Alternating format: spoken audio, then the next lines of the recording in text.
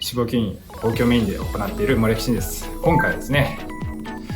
何語っていくか知ってますか？いや、わかんないです。教えてください。はい、今日は脂肪放狂後に絶対にやってはいけないこと5選ということで、話していこうと思います。今日はちょっと、一緒に、うちのスタッフの井上さんと一緒にトーク形式でやっていこうと思うので、よろしくお願いします。よろしくお願いします。じゃあ井上さん、はい、脂肪放狂後になんか一番これは嫌だなって思うことって何だと思います？痛み、ダウンタイム。大事ですよね、痛み、ダウンタイム。まあそれもありますよね。ただまあ結構せっかく入れた脂肪がなくなるってどうですか？めっちゃ悲しいです。本当悲しい。お金かけたのにってなる。そうですよね。やっぱり、せっかく入れてバストアップのために入れたのに、それだったらちゃんと定着してほしいですよね。はい。ただ、まあ、脂肪放棄本当に言われているのが、どんなに良くても入れた量の半分いけばそれはめちゃくちゃいいって言われてるので、例えば、まあ、300cc 片側に入れるじゃないですか。はい。なので残る量はどんなに良くても150ぐらいなんですよ。はい。で人によっては 30% から 40% ぐらいなんで、まあ、300cc 入れて 100cc 残ればいいかなってぐらいなんですよね。だからこの脂肪放棄を入れた後の定着率上げたくないですか？めっちゃ上げたいです。先生お願いしますちょっとめっちゃいい反応してくれるということで、今回はその脂肪放棄をした後ですね、定着率を上げるコツが5つあるので、それを紹介していきたいと思います。どうですか、実際ゲストの方で、あんまりうちではいないかもしれないですけど、なんかせっかく入れたのにちょっと小さくなってしまったとか、そういった声ってやっぱり結構あります。結構ある。結構あります。そこは少ないって言ってほしかったけど、いや全然いいです。これ本音でいいんで。はい。そうですよね。結構やっぱ入れた直後パンってなるけど、ちょっとやっぱり1ヶ月経つと結構小さくなってしまいましたっていう声は、正直に言うとありますよね。はい。なんでそこが定着してくれるとありがたいですよね。そうするとやっぱりゲストの方の満足度も上がって、うちに来てくれて満足して帰ってくれるっていう意味で、ウィンウィンな関係じゃないですけど、そういうのが築けると思うんですよね。なので脂肪放棄も安くはないじゃないですか。はい。なのでしっかりお金払ってもらって、でさっき言ってもらったみたいになんかダウンタイムとか結構辛いですよね。村井さんちなみにやったことあるんでしたっけ？はい、脂肪吸引はあります。脂肪吸引ね。はい。どこの部位やったんですか？太もも、腰と顔ですね。はい、じゃあ太もも腰結構辛いですよね。はい、辛かったです。で、脂肪放棄とかだとやっぱり太ももと腰から取ることが多いので、やっぱりその脂肪放棄の胸よりも脂肪吸引の箇所ですね、そっちが痛くて辛いっていう人が多いので、やっぱその辛いダウンタイムを乗り越えて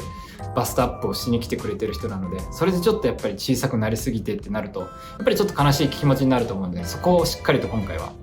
上げていく方法を紹介していこうと思います。じゃあその方法なんですけど、早速5つ紹介します。1つ目が性行為をする、2つ目が飛行機に乗る、3つ目が温める、4つ目が運動する、ブラをする。これを同じでまとめてます。5つ目が食べない。この5つについて詳細に語っていこうと思います。井野さんどうですか？この5つ知ってました？いやー、詳しく聞きたいですね。なんとなくは、はい。なんとなくは分かってらっしゃると思うんですけど、医学的に解説していこうと思います。これらの注意点をしっかり守ってもらって、ダウンタイム過ごしてもらうことで、一度で2カップ以上アップしている方も結構いらっしゃるので、やっぱりこういう術後のケアっていうのはとっても大事だと思うんですよね。じゃあこの5つについて具体的になぜいけないのかっていうのを紹介していこうと思います。まず1つ目、性行為をしない。これなんとなくわかりますか？なんとなく触ったりは、そうですよね。やっぱり一番はその触られるっていうことによってやっぱ圧力がかかるんですよね。で、脂肪細胞になるべくストレスをかけてほしくないので、術後例えば圧迫もそうなんですけど、やっぱり触ったりしすぎるとその脂肪細胞が押されるんですよね。で、脂肪吸引して脂肪注入した細胞っていうのはかなり繊細なので、あまりそういった刺激を加えてほしくないんですよね。そういった点でやっぱりそういう男女の関係になったりすると、一定数ちょっと触られたりとかすることもあるので、なるべくパートナーの人にはできれば2ヶ月、1.5 ヶ月はちょっと触らないでっていう風に伝える方がいいかなと思いますね。結構その理解あるパートナーの人とかだと先に言っておいて、ちょっと放棄をするからちょっと期間を置かないといけないっていうのを説明してっていう風にたまにゲストの方にも言うことあるんですけど、これは結構非常に大事だと思いますね。次に飛行機に乗る。これ知ってました？そうなんですね。そうあんまり多分わからないと思うんですけど、これ要するに、普段と違うことをしないってことですね。まあなんか最近だとやっぱり韓国とかで受ける方とかも多いと思うんですよ。で、僕結構韓国で受けることに関してはまあ別にありかなと思う派で、井上さんもどうですか？韓国で整形とかやってみたい興味とかありますよね？あります。ですよね。はい、まあ安いしなんか綺麗にしてくれそうな感じはあるので、まあそれ自体はいいと思うんですけど、まあ、ただやっぱり術後のケアですよね。そこをしっかりと行ってもらうっていうのが非常に大事だと思いますね。でやっぱり普段ってやっぱりやっぱり飛行機に乗るってあんまりないじゃないですか。で普段はまあ海抜0メートルぐらいのところで生活してて、一気に2000メートル3000メートルのところに上がるとやっぱり体って無意識のうちにストレスを感じちゃうんですよね。でやっぱりその大事なのがストレスが体にかかると結構炎症作用を引き起こすんですよ。ちょっとこれ複雑なんですけど、体にストレスが溜まる、炎症が起きやすくなる、で脂肪細胞に炎症が起こると脂肪細胞が繊維化しちゃう、で定着しなくなるっていう流れで、まあ、要するにちょっとストレス溜まると脂肪細胞が定着しにくくなる環境を作っちゃうっていうのがあるので、まあ、なるべく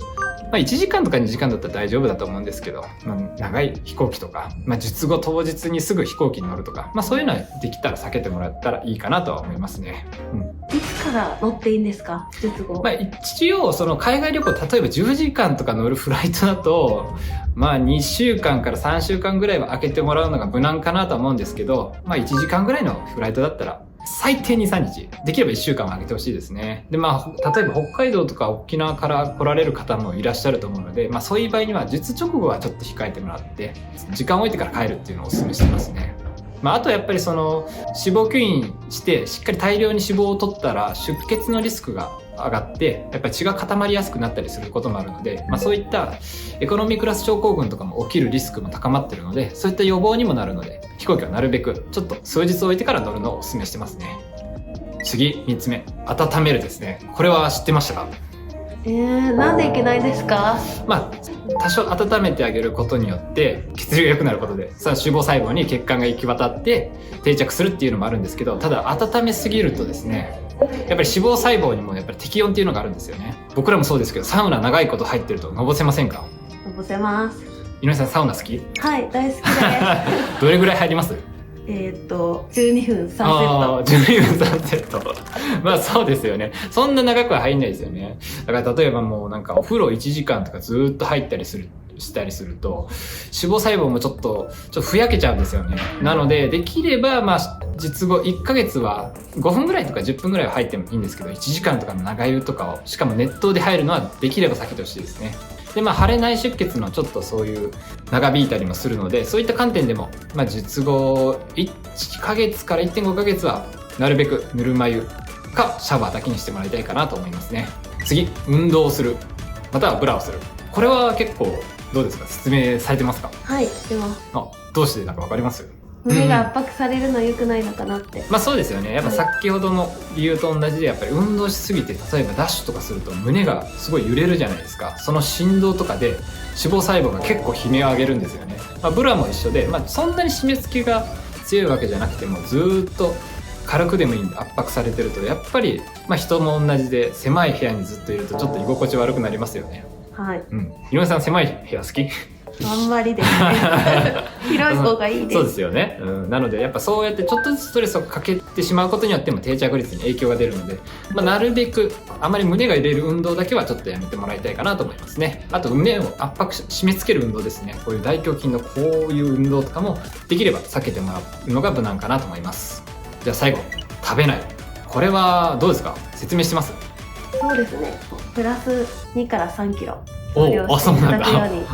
結構スパルタな感じですね。そうですね、やっぱりそれはなんで説明しているんですか？やはり定着してほしいので。定着してほしい、はい、そのために栄養が必要ってことですよね、はい。まあ、その通りでやっぱり、まあ、脂肪吸引せっかくしたから痩せたいと思うんですよね。どんな人も太ももとかお腹とかが結構スリムになるので、そうすると、まあ、痩せたところをそのまま細くしたいってことであんまり食べない人がいるんですけど、そうするとちょっと脂肪吸引にはまあいいかもしれないんですけど、脂肪補強の部分でちょっとそこをやっちゃうと脂肪細胞に栄養が届かない、そして定着率が下がるっていう悪循環に陥ってしまうので、脂肪補強している方に関してはしっかりと栄養をとってほしいですね。特に僕がおすすめしているのは植物性のタンパク質ですね。皆さんと植物性のタンパク質何か分かりますか？豆腐、いいですね、豆乳ですね納豆、枝豆、結構そこら辺はいいかなと思うので、ぜひ、タンパク質豊富な植物性のタンパク質豊富なものを取っていただいて、あとビタミンミネラルも豊富なものがいいですね。なんかジャンキーな油とかなんかハンバーガーも食べないよりはいいですけど、ちょっと体にも悪いし栄養価も高くないので、それだったらどっちかというとしっかり、カロリーも抑えつつしっかりと栄養を与えられてバストアップにも貢献できる植物性のタンパク質は僕はお勧めしますね。食べたりしますか普段？そうですね、たまに本当かな以上がこの5つが脂肪補強後に定着率を上げるために、避けるべき行動として紹介させていただきました。本当に脂肪補強っていうのは女性にとって夢のある施術で、さらに脂肪補強っていうのは一部分を例えば気になる太ももとかお腹とかを痩せて、かつ気になるお胸をバストアップできるってことで、女性にとってはどうですか、井上さん？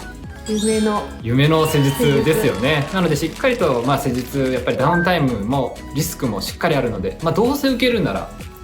なるべく理想の形に作ってもらいたいので、まず施術をしっかり受けてもらうっていうのも大事なんですけど、施術を受けた後っていうのも非常に大事なので、ぜひ参考にしてみてください。今後も、脂肪吸引補強に関する動画を上げていくので、よかったらチャンネル登録といいねよろしくお願いします。またカウンセリングもお待ちしていますので、脂肪吸引や補強に興味がある方はカウンセリングに来てみてください。ということで今回は脂肪補強後に絶対にやってはいけないことを5選ということで紹介しました。これらのポイントを守ることでより良い結果になることを望んでます。それでは。